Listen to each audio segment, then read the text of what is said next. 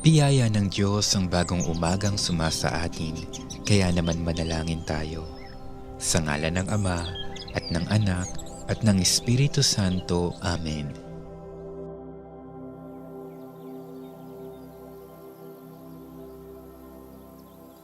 Panginoon ko at Diyos ko, maraming salamat sapagkat ginising mo ako ngayong umaga. Isang bagong araw na naman ang aking haharapin, at dahil dito, lubos-lubos ang aking pasasalamat.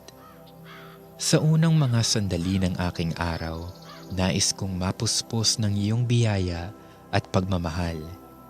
Kaya narito ako upang makapiling ka sa panalangin.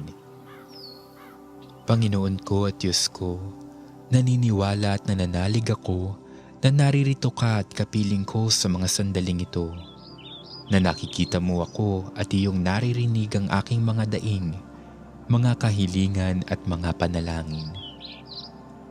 Marapatin mo sanang maging mabunga ang panahong ito ng aking pananalangin at pakikipag-ugnayan sa iyo.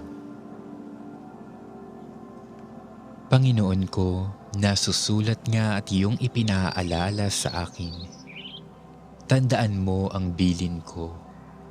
Magpakatatag ka at lakasan mo ang iyong loob. Huwag kang matatakot o mawawala ng pag-asa, sapagkat akong Panginoon na iyong Diyos ay kasama mo saan ka man magpunta.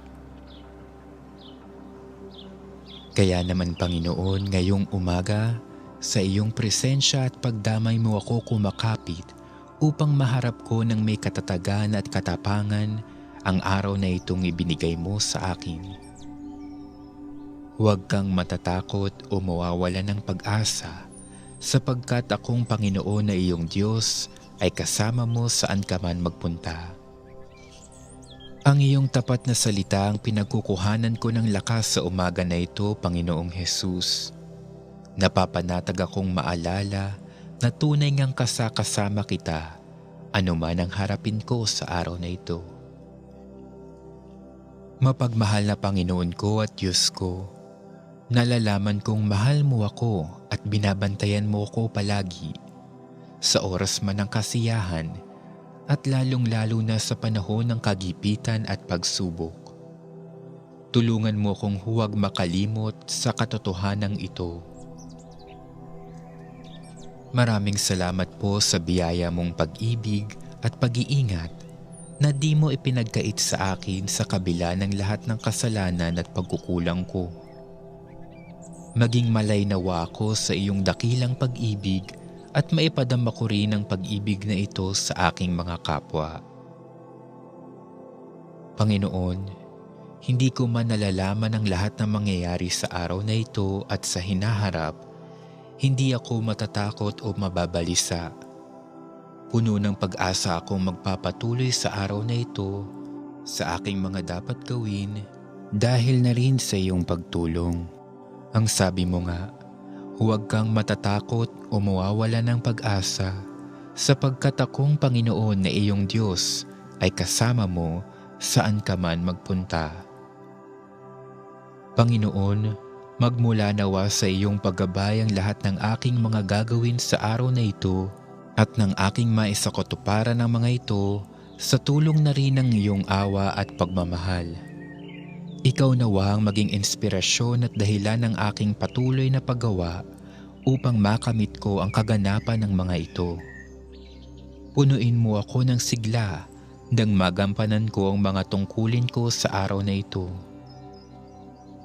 Panginoon, dalangin ko na basbasan mo ang aking mga sinasabi, mga iniisip at aking mga ginagawa at gagawin pa, nang ang lahat ng mga ito ay maging kalugod-lugod sa iyo.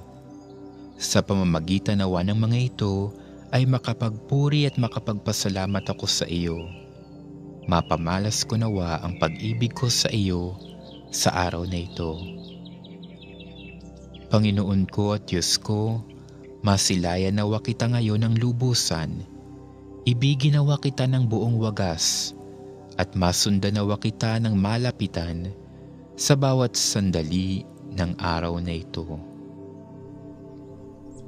Ito ang aking pagsusumamo na itinataas ko sa iyo, Panginoon ko at Diyos ko, sa tulong na rin ng mabisang pamamagitan ng mahal na Birheng Maria. Aba, Ginoong Maria, napupuno ka ng grasya. Ang Panginoong Diyos ay sumasa iyo. Bukod kang pinagpala sa babaeng lahat at pinagpala naman ang iyong anak na si Jesus. Santa Maria, Ina ng Diyos, ipanalangin mo kaming makasalanan, ngayon at kung kami mamamatay. Amen. Luwalhati sa Ama, sa Anak at sa Espiritu Santo, kapara noong unang-una, ngayon at magpakailanman. Amen. Sa ngalan ng Ama, at ng Anak, at ng Espiritu Santo. Amen.